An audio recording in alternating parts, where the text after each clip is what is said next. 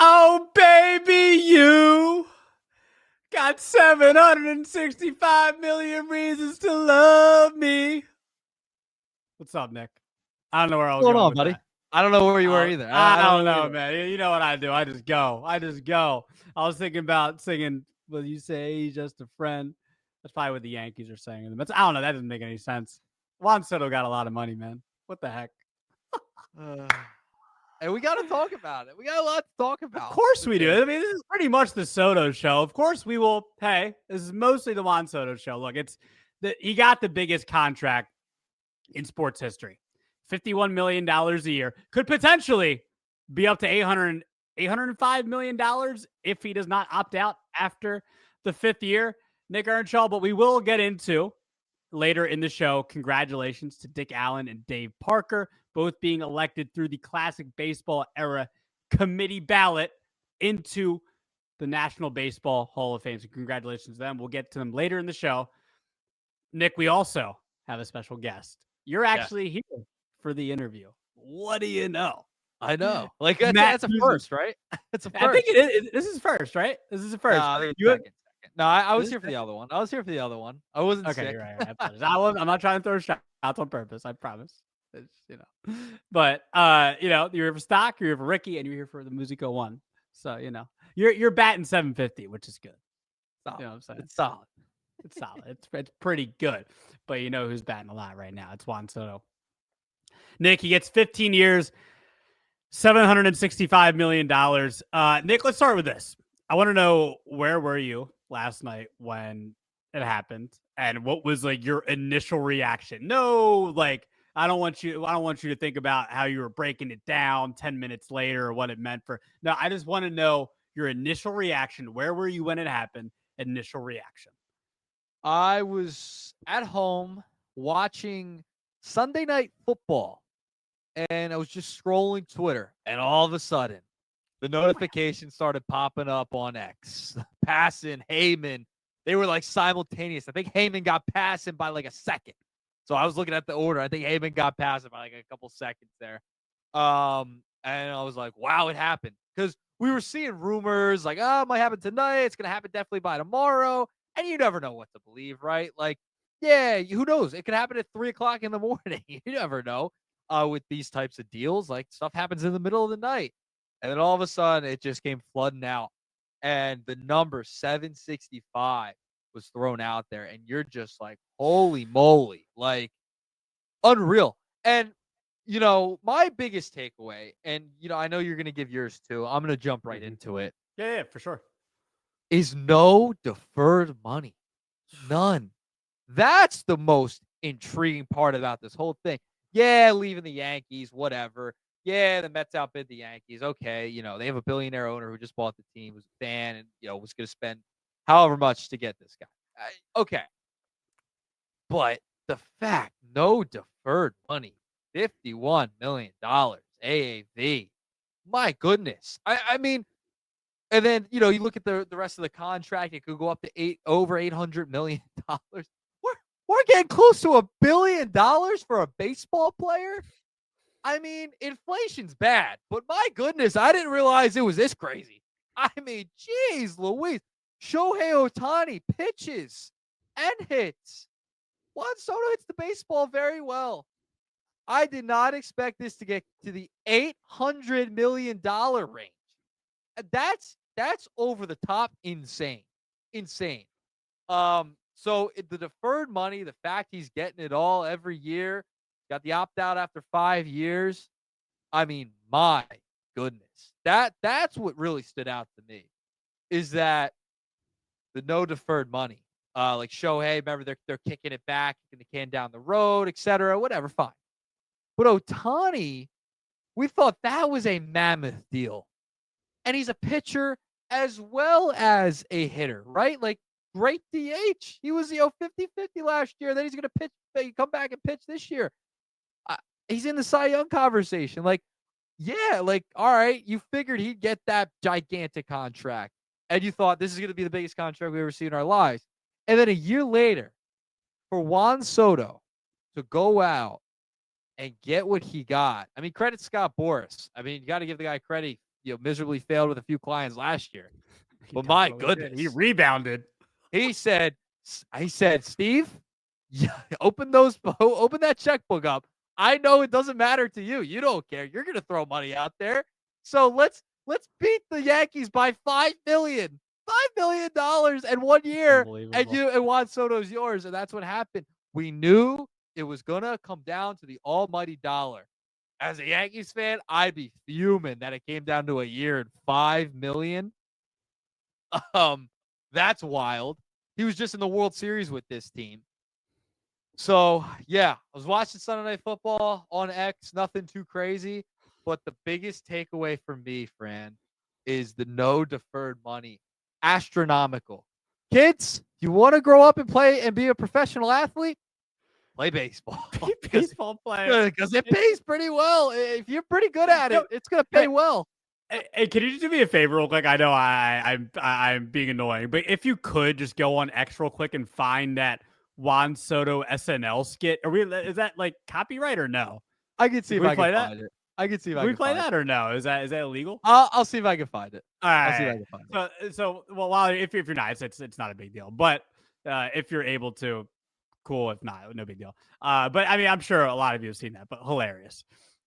And and if you haven't seen it, we'll get to it in a second. And if whatever, that doesn't matter. Let me get to my reaction here. So, Nick, just like you, I was watching Sunday Night Football. Ended up being a good game, by the way. I mean, it was kind of a crappy game. I was hoping for some high-powered offense between the Chiefs and the Chargers. Didn't happen. But I was running the board at work at WIP because we carry the Sunday night games. And I don't know. Did you text me or did I see it on Twitter? I forget. I did send it to you. Did you right text away. me? I might have. You, right? Did I break the news to Fran? Is that what happened here? Did I break the news to you? I want to see. I'm gonna take credit. No, I'm taking credit. Oh god, because I sent it, dude. So when I was watching, I was on my phone. I was on my phone and I got it right away. I was like, you were the first person I sent it. First person. So yeah. Thank you. So thank you, Nick. You're welcome for breaking the news. I appreciate you. You're a good friend. You're a good friend for doing that. Thank you for letting me know that Juan Soto is going to rain hell on the Phillies for 15 years once again, because he's already in the NL East for 4 years, whatever it was, with Washington.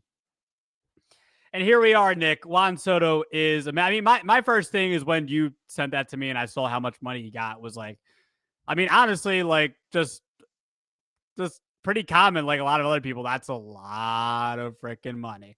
First thing was, he actually signed with the Mets. My gut, and I know you probably said the same thing, Nick. My gut was after everything, after all the reports, every different report, every 2 hours, Blue Jays, Red Sox, Yankees are going to finish fourth, and Cohen's going to get $50 million above the highest bidder. I was like, you know what? He's going to go back to New York. He's going to be a legend in pinstripes in New York. It was a perfect fit to me. But Nick, that was the biggest. I thought he was going to be a Yankee. And I'm like, oh my gosh, he actually went to the Mets.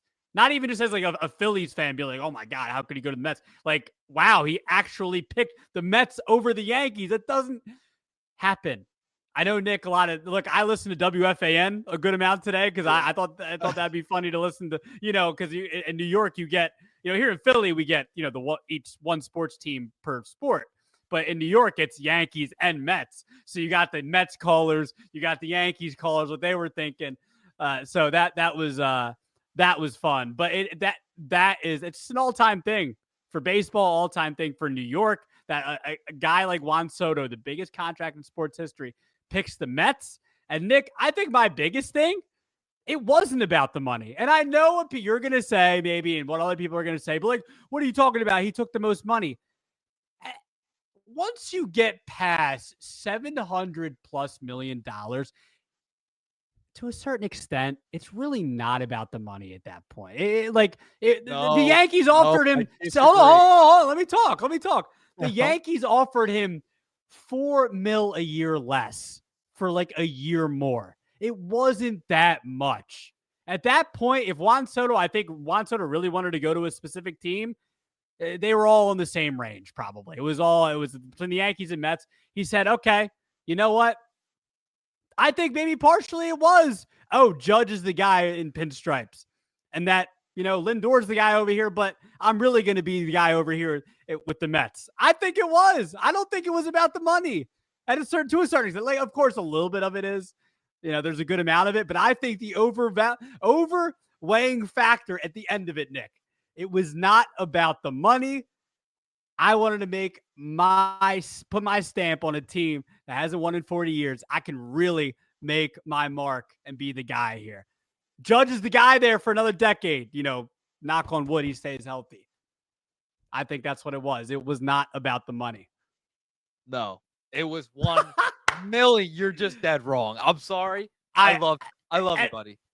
It was 1,000% about the money. Highest paid, biggest contract. He still gets to stay in New York. Steve Cohen was going to offer him the most. $5 million, it doesn't seem like a crazy amount. Yeah, that made a difference. It 1,000% made a difference. But like at the $750 million, man, like what? To us, yes. To us, yes. I agree. I see what you're saying, but it was always about the money. It's always. He said it. He said it after the World Series. It's about the money. It was 1,000. He was. Did he going say there. that? What did he say? He said it. He said. Do you want me? I'll pull up the quote because, dude, he was inferring he was going to the spot that was going to pay him the most, and the Mets are paying him the most. It's not that hard. This is not rocket science. I can't wait. I understand what you're saying. I just disagree.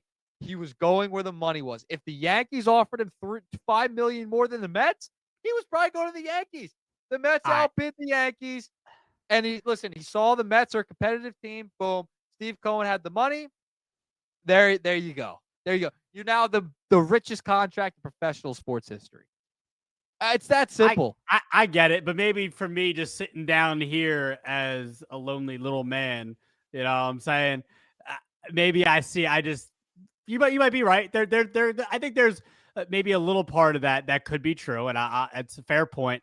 But for me, looking at it as a baseball fan, I look at it with that, and I can't wait it's that time. It's 7:58. We're about to get Matt Musico. He's sitting there eating popcorn or something. I don't know what he's doing. He can't. I know he's chomping at the bit. Oh, that's what he's ready. He's ready. And I cannot, because that's one of my big questions. We're going to ask him right out of the gate and here in a second is I want to know from him if it was about the money or if it was about him choosing the Mets. 1,000. No, 1,000% about the money. It wasn't about the money. Always about it wasn't about the money. It was, but it wasn't. It was, but it wasn't. All right. So without further ado, the man that most would actually call MLB Daily Dingers himself. Sometimes people see him walking down the street and they're like, yo, Daily Dingers. And he just, he does one of those. Well, it's a dinger. Yeah, it's a dinger. He kind of just waves his hands and does a little, Maguire/Delgado little swat. I gave a little love there to Carlos Delgado. Why not? Hey, maybe you should get more love for Hall of Fame, by the way. We're going to talk about the Hall of Fame, too. We'll talk about that with Matt. A couple of Mets that are on the ballot. Billy Wagner, his last shot, could be in this year. So without further ado, the one, the only, Matt Musico, the Mets and baseball expert. There he is. How you doing? What's up, fellas? How we doing? What's up, buddy? How are you? I'm good. I mean, I've been in a great mood today. I don't know why. I wonder why. Hey, Nick texted me when it broke last night when I guess it was you. Nick sent me the passing one, but I think Heyman was first. He was first by like a couple seconds. I feel like they're about the same time-ish. Yeah. So, Matt, and then I texted you, of course, because you're the first person I think of. You're the only, logical person I could text that likes the Mets. And I don't think I really have any other friends that are Mets fans. But That's you fair. yourself, but you yourself, you're a Mets guy. You're a big baseball guy. And me and Nick just debated this for the last couple of minutes. Was it about the money? Well, I mean, I still don't know exactly like all the details of the Yankees offer. Because I guess I think it was either Heyman or Martino was talking about how the Yankees were in the lead pretty much the whole time until what seemed like the very end. And I think the Mets knew that they were already coming in from behind. 'Cause, I mean, he spent the whole year in the Bronx, and they went to the World Series, and like all those things are all helpful. And he loved playing with Aaron Judge. He loved hitting it in front of Aaron Judge. Who wouldn't? I mean, it was a great year for both of them. I think the money probably played a role, but not simply like 765, 760. You know, like I still haven't seen something about how much deferred money was maybe in the Yankees offer, if there was any. I would imagine that there was. I know that their signing bonus offer was like, I think it was about 60 million, and the Mets was 75 million. So like, yeah, like, you know, it's not that big of a difference, but the Yankees apparently had a chance to match the offer and they didn't do it. So it's, you know, it's like, okay. But I don't know if you guys saw that report. I think it was from Heyman talking about how like Soto's, I think it was his parents, someone in his family had someone in Yankee security like gave him a hard time about being in a certain area in the stadium or something like that. Yeah. And the Mets used that to their advantage. They brought the traveling secretary into the negotiations and talked about family perks. And Alex Cohen was there, and that's like her purview essentially. You know, like being able to like take care of, you know, the whole person, because you know we think about these guys as like robots a lot, but they're just like us. They're just really, really good at baseball. And they want to be able to have their families around with them, especially since they're, you know, essentially on the road 6 to 8 months a year and stuff like that. Even when they are at home, sometimes they don't live there full time. So all those little things matter. I think the money was probably put things over the top, but I think some of those other things, Steve Cohen is good at negotiating. He's good at trying to convince people to do things that he wants them to do. And that doesn't always work out that way, but I think it was certainly a factor. I feel like there's no way it couldn't be the deciding factor. I feel like they were close enough where, like, if, you know, you think about like the Aaron Judge negotiations, they went back to them like, hey, tack on another year and another 40 million and we got a deal. And they did it. Judge means more to the Yankees than Soto does. And I think the Yankees will ultimately be fine, but I think if it was something that simple, it just would have happened. I feel like it would have, but I mean, who knows? I'm still in disbelief. I really didn't think it was going to happen. Francisco, you and I have been texting on and off about it since the offseason started. And I was like, you know, I told you, it's like they had one surprisingly good year, but they're still the Mets at the end of the day. Right. It's like, you know, you have to like put together a few good years and like have some consistent success before you start to like really shed that that title of kind of always kind of being the butt of a joke, essentially. This is a really good start. And like I've seen a lot of Yankee fans on Twitter or X or whatever you want to call it these days, talk like chiming in about how like this is like the biggest comeback or the biggest FU the Mets have had against the Yankees, and it's in the off season. So it's like they're still obviously very salty about what's happened, as they should be. But I mean, ultimately, like he's a bad defender and all that. Oh, they're trying to make sense of it, which is bogus. Yeah. But I mean, they'll be fine. Like they could use that money to get like 6 different players and actually probably be in a much better situation than they would be if they had Soto, honestly. So, but yeah, I mean, it's still kind of surprising overall.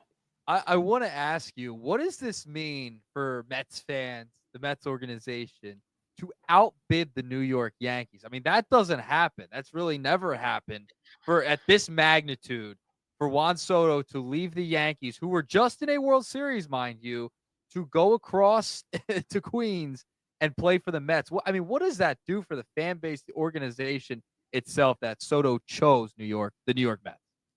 Yeah, I mean, it's huge. I mean, I've seen multiple titles saying it's the dawn of a new era for the Mets.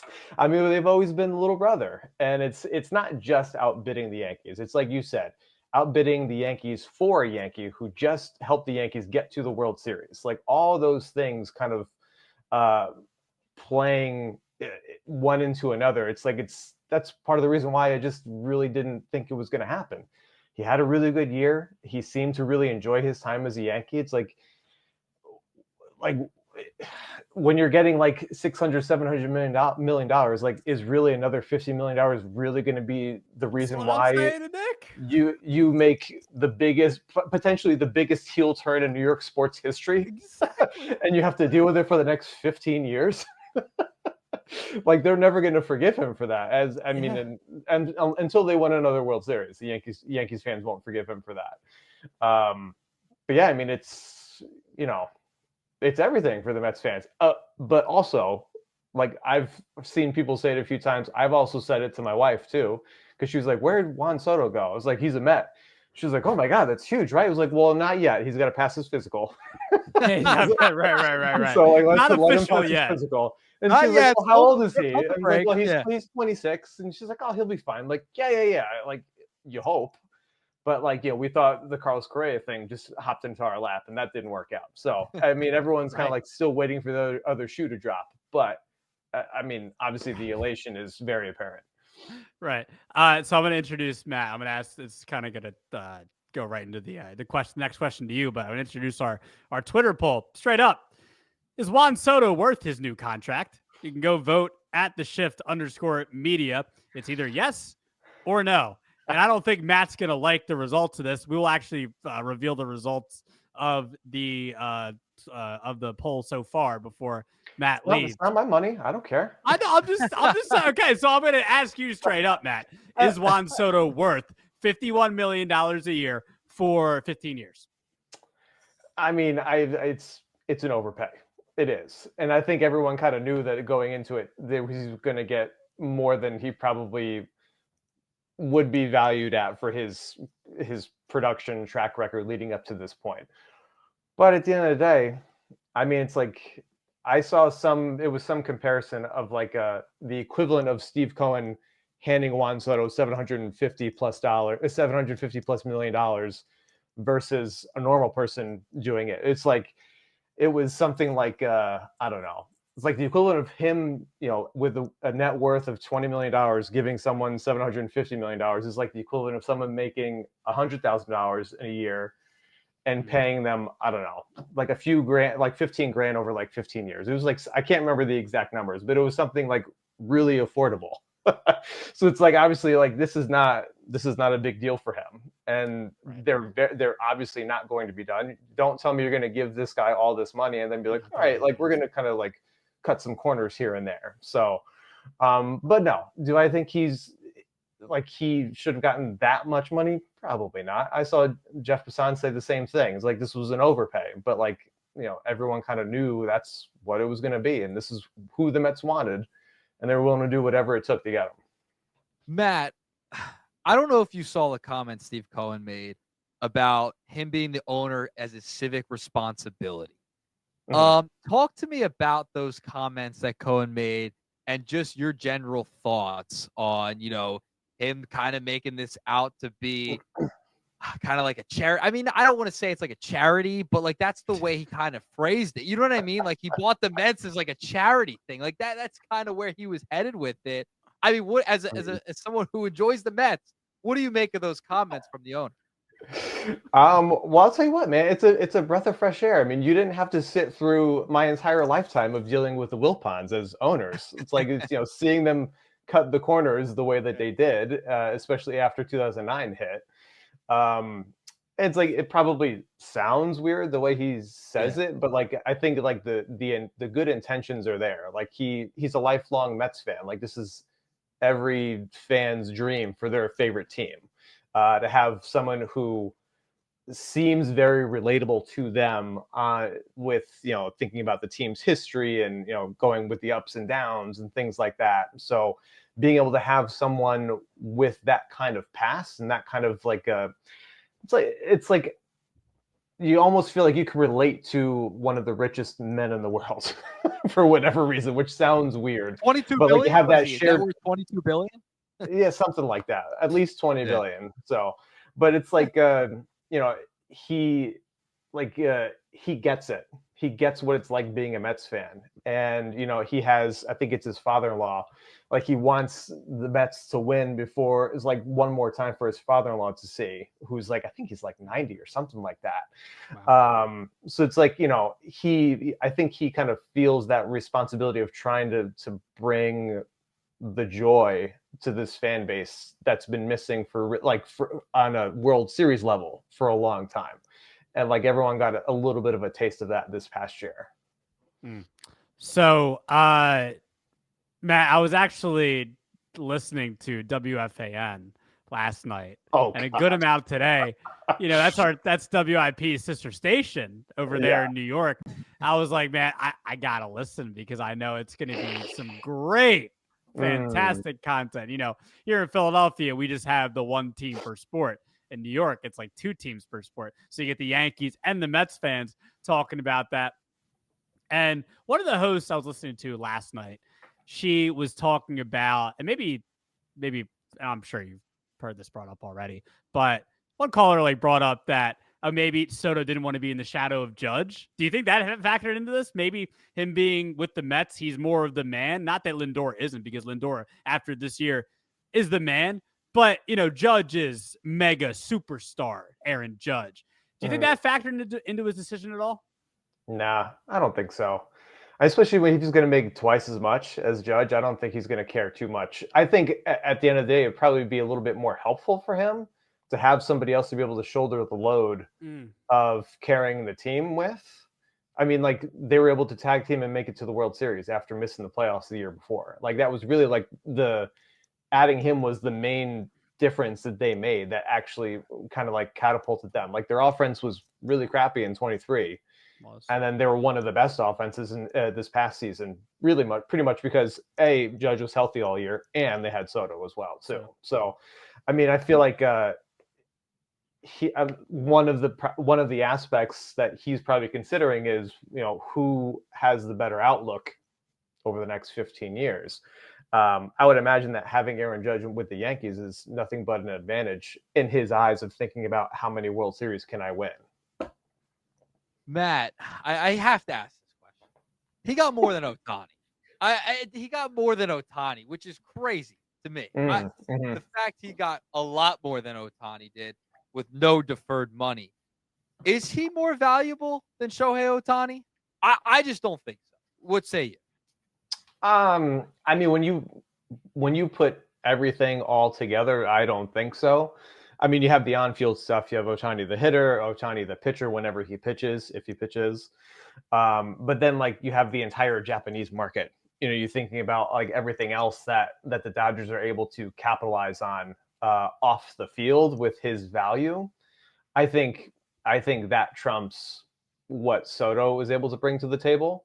But obviously, like we saw this past year when he was in the Bronx, I mean, him being Dominican and being in that kind of like diverse melting pot, big market of New York, it worked great. And I think it is really going to bring a lot of value to the Mets. I just think Ohtani overall brings a lot more to the table.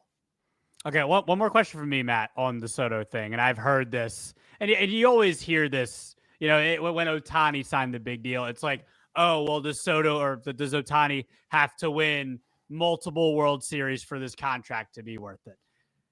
In my opinion, Matt, I'll just say real quick, I think a player can only do so much. Baseball is the ultimate, I think, out of the four major sports in America. It's really the ultimate team sport. It's the entire lineup. It's your five in your rotation, and it's your entire bullpen. I don't think World Series, makes the mark of a contract. Does it help?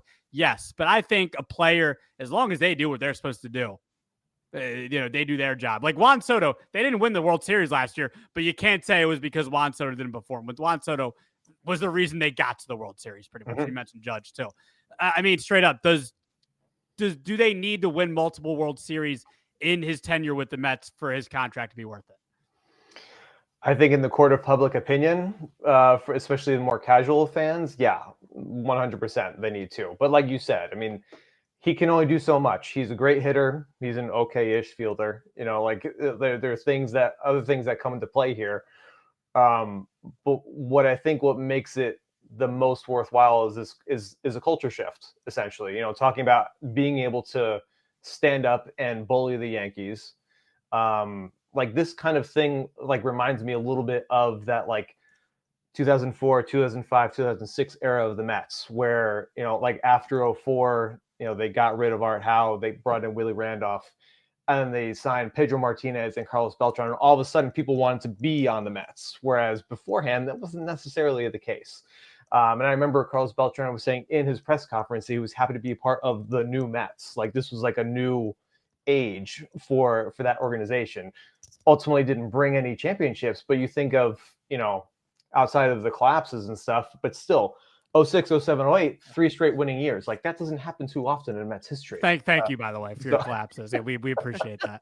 We appreciate that here in Philadelphia. Go on. Yeah. Well, I mean, you had your own collapse like a couple months We ago. did. I know. I knew you texted me. You said you're going to bring up the NLDS. Go ahead. You had to. We got to take it, though. I look, yeah, that was your guys' World Series for last year. We know. Go ahead. Yeah, I mean, hey, I'll take it. That's fine. I mean, I'll say this, man. I don't know what I enjoyed more, actually watching the Mets beat the Phillies or watching Phillies fans and like podcast hosts absolutely melt down over the fact that the Mets beat the Phillies. Yeah, that's what we did, man. I was at the one game they won. So there you go. You should have kept going, I guess. That's my World Series. That's our fault, Fran. That's our fault.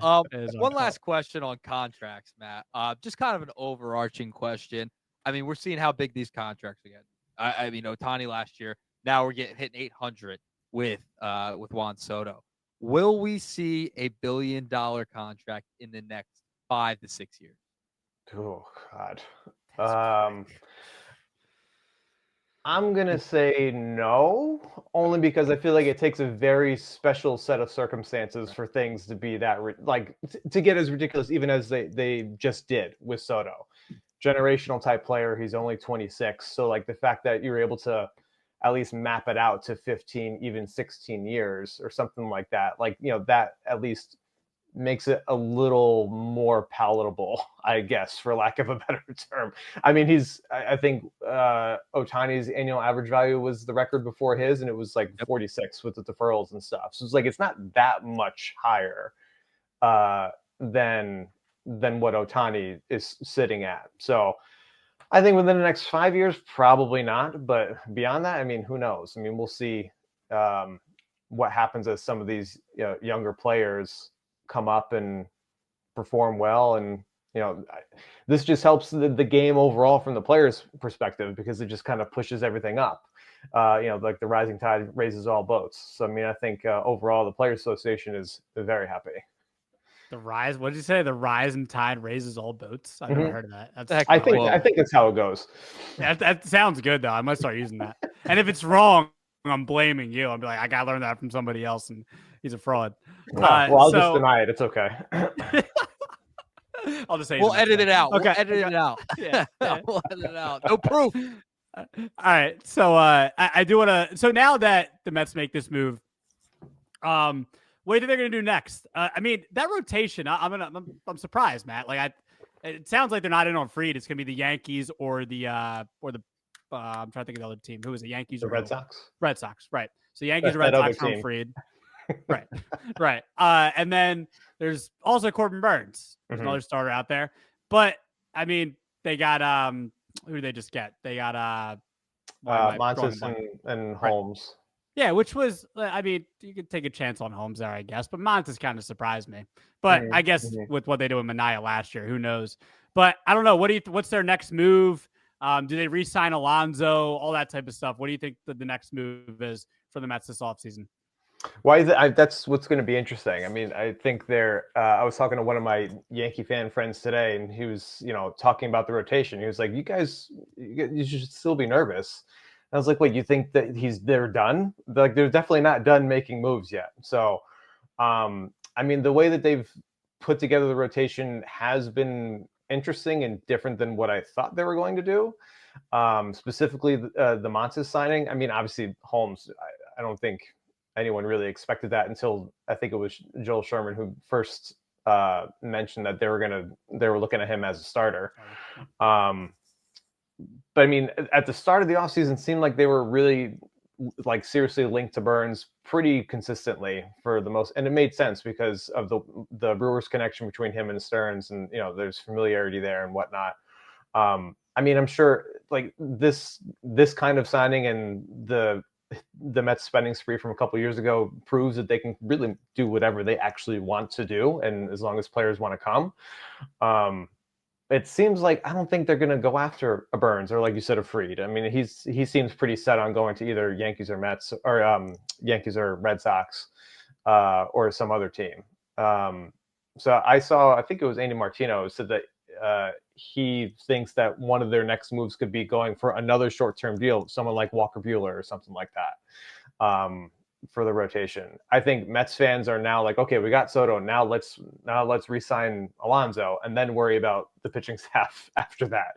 But Alonso's market is going to take time to develop now. He was waiting for Soto to sign. So because now the Mets are still in play. The Yankees are now more in play, and you got teams like the Astros and the Mariners, and probably more. Probably maybe even the Giants too. Who knows what they do? So I mean, that's going to take a few days to unfold. So they'll probably go after the pitching staff. Probably more. I'm thinking probably the rotation. And I don't think they're going to sign anyone for more than $100 million guarantee, which is a high amount, but based on the numbers that have been getting thrown around, I guess that's to set some kind of a bar, I suppose.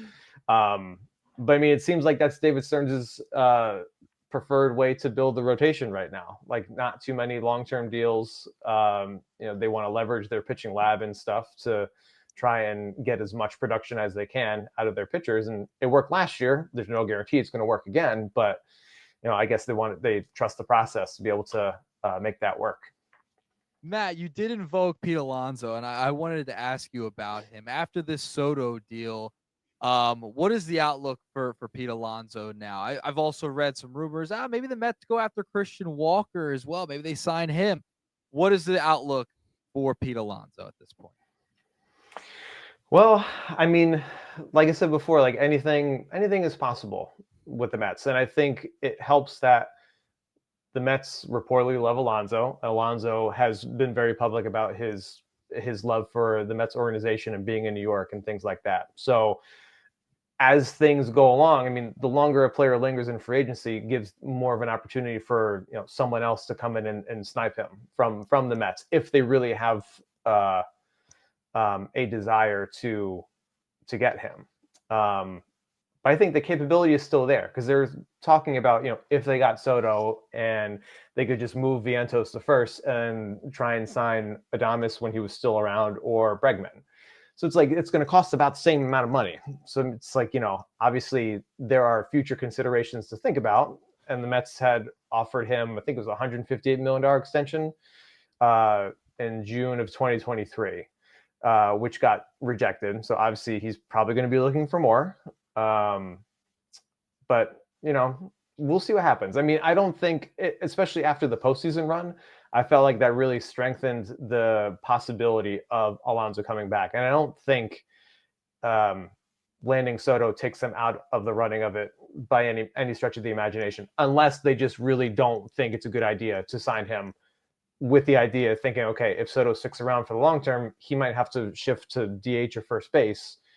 And if we sign Alonso to a 5, 6, 7-year deal, we might have a problem here because he might also need to be a DH depending on the situation. So I feel like that would be the only hesitation. But I mean, outside of his production track record, being able to produce in New York and just his connection to the fan base and what he means to the fans, I mean, he's really one of the fan favorites.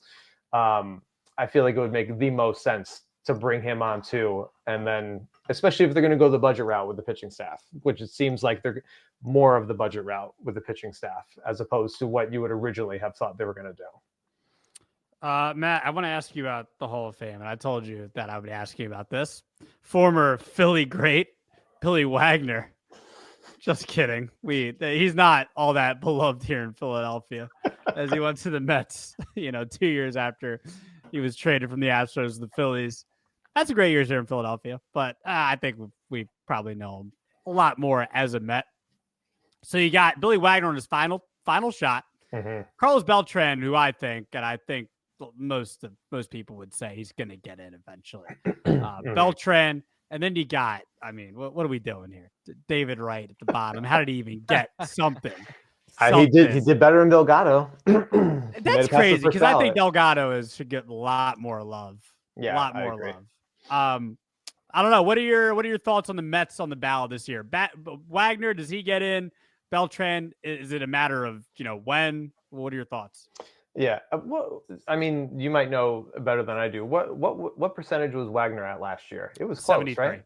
73. Oh, okay. Yep. I feel like there was some stat I remember hearing that like for guys who had, I don't know, maybe it was like 70+% of the vote that didn't get in, I think 95% of the time got in the following year. So I feel like he deserves to be in. I think he's a Hall of Famer. When you look at his total body of work, especially compared to some of the other closers and relievers in the Hall of Fame, he deserves to be in. So I think he's going to sneak in this year. Being dominant from start to finish. He had I Yeah. think he had 1 year where he had an ERA over 2.5, 3, and it was because he got hurt. And that was it. Houston, Philly, New York. I mean, there was the year with the Braves that he ended his career on. He was just nasty, dominant. Yeah. So yeah. So Wagner, what do you think about Beltran? He's definitely going to get in. I mean, he's paying his dues for the scandal in 2017. So this is his second year in a ballot, right? I think so. I think it's third. Third? Yeah. I mean, I feel like he's going to get in. I don't know. I would say within the next 2 to 3 years, if not sooner.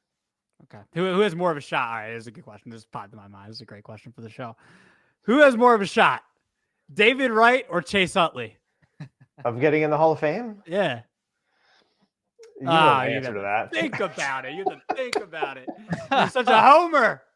Chase is a Hall of Famer. No, he's not. What would you say? He's as much of a Hall of Famer as David Wright is. What, Chase Utley?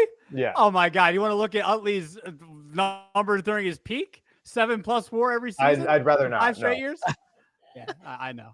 You. I knew you were gonna ask that question. I knew the answer that was gonna come out of Matt's mouth. No, I just knew it. It was a very predictable question, Fran, by you. Look, man, he had a great career. I don't think he's gonna.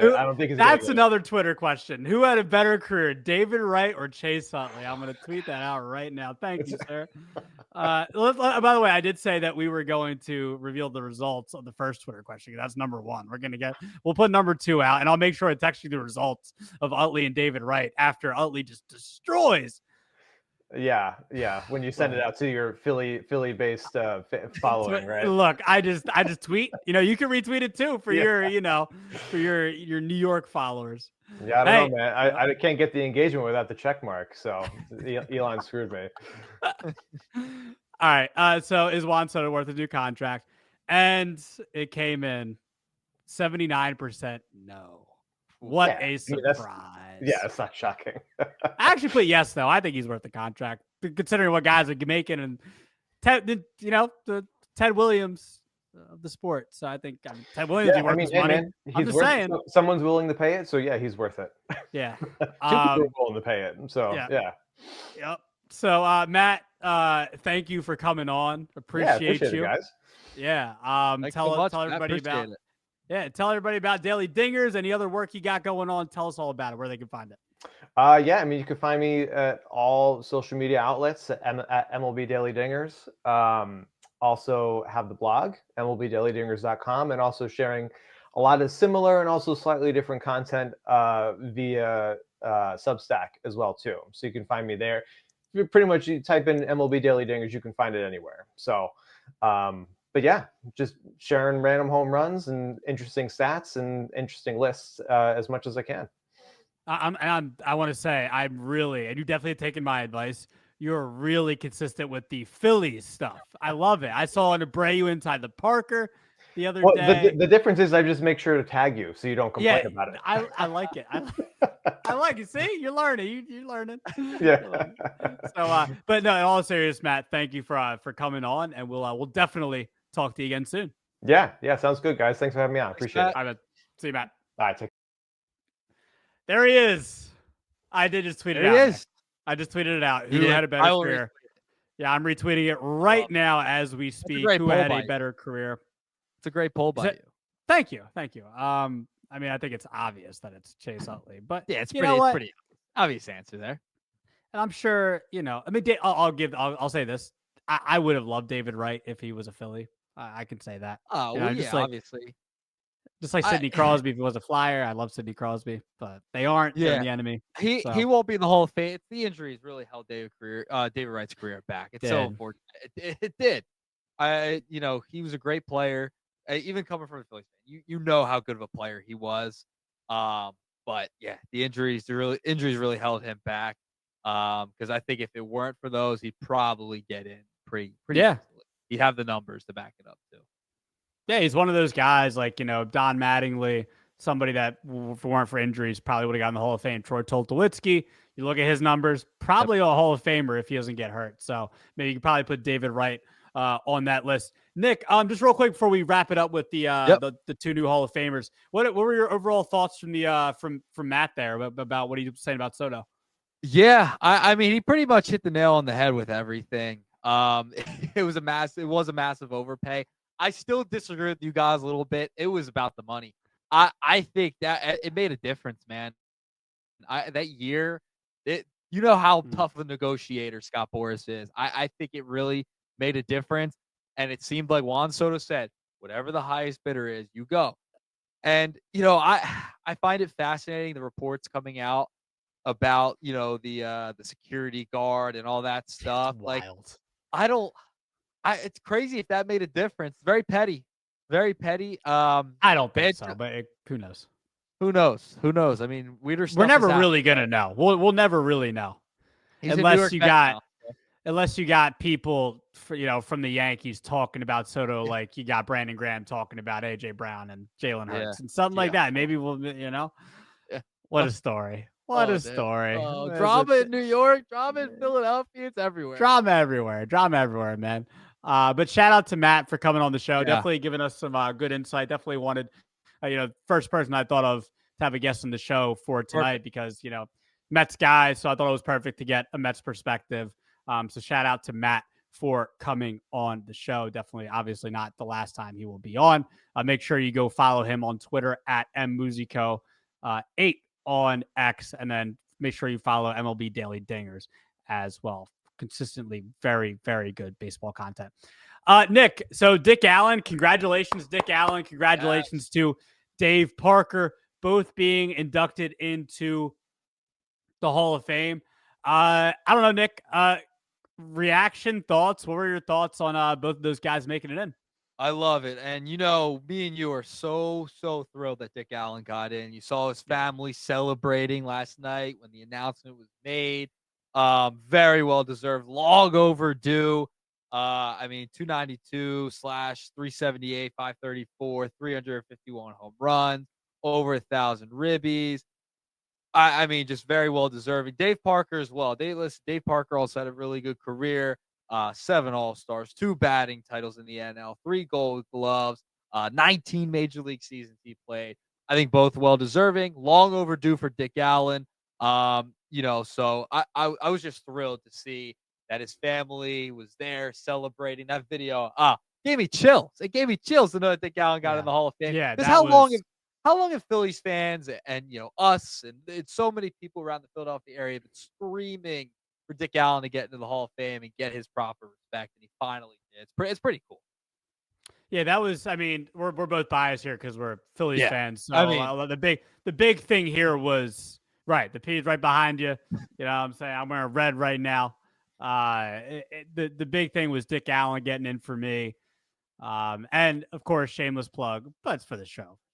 So whatever. But a couple of weeks ago, did a Cooperstown case on Dick Allen. If you want to go check that out, I dove deep into the numbers. His peak from 1964 to 1974 was one of the best hitters of his generation. Was right there with Hank Aaron, Willie Mays, all those guys. No, Dick Allen might not have the longevity that those two guys had. They had unbelievable longevity in the game. That's honestly more than a lot of players. But he was right there in the 60s and 70s. He was one of the consistently best hitters in baseball. Dick Allen was. Shout out to Dave Parker on making it to the Hall. He's a legend. He's a Pittsburgh legend. So shout out to Dave Parker on making it to the Hall of Fame via the Classic Baseball Era Committee. So congratulations to both of those guys. And in just a couple of months, we will know who will be in via the Baseball Writers Association of America, their vote as well. So, Nick, $765 million. My goodness. I don't know what to say, man. It's chump change to Steve Cohen. Chump change. It is. But thank you, Steve Cohen, for making sure that Juan Soto reigns hell on the Phillies for 15 years. It's pretty good numbers against the Hopefully Phillies. 5. Hopefully 5. Hopefully 5 and opts out and goes to Jeez. the Marlins or something. Well, why would I want that? Because he'd be in the NL Whoa. East still. No, you That want makes him to no go sense. away. You want him to go Where away. would we want him to go if he goes somewhere else? The Seattle Mariners, far, far away. Like the farthest American away League. possible. Yes. Yeah, that's true. Yeah. Okay. Well, Juan Soto got a lot of money. Want to thank every single one of you for tuning into episode 73 of The Shift tonight. This will be up on the tube if you're listening to us live. If you're watching this live on YouTube now, you're like, why are you telling me this? Well, you know what, man? Can't be perfect. We're on a lot of platforms. We're on X. We're on the Tube. We're on IG. We're on Facebook. We're everywhere, man. We're like, I mean, TikTok. where you think you can't escape us? TikTok? The shift is always shifting. We're on TikTok.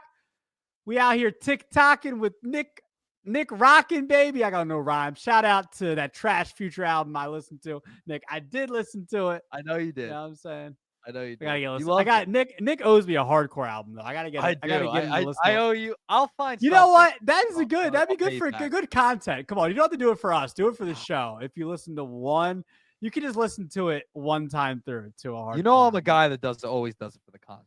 So you Yeah. know, I will follow through it. Well, no, wait, hold on. I'll be back in a second.